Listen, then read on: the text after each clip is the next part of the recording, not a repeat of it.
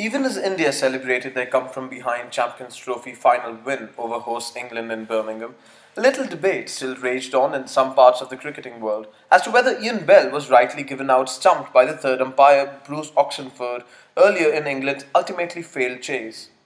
The incident occurred just as Bell was joined by Morgan, with the English innings faltering.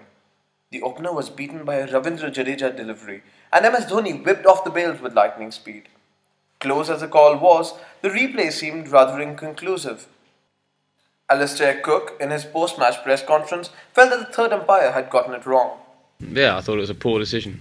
I only saw the replay a couple of times on the belly one, but maybe he saw a different angle than we saw. But it looked pretty clear that it was in. But he's paid to make the decisions, and if he's made the decision, it's the umpire's game, isn't it? But fellow Englishman and ex-cricketer Mark Butcher on ESPN Cricinfo's post-match hangout said that Oxenford was absolutely right with his call, and that the brave decision doesn't deserve the flack it has received. There was then a replay showed of the incident after the decision had been made and just before play resumed again, which showed to me, I think, that the bail was clearly out of the groove and his foot was just up in the air.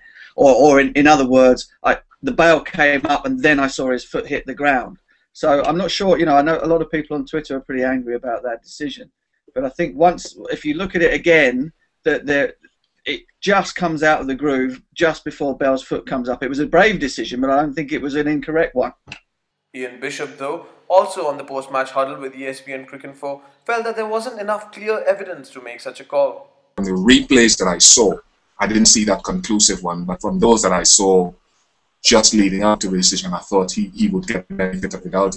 Indian captain MS Dhoni was more philosophical about the whole incident in the post-match press conference, refusing to particularly comment on the Bell dismissal.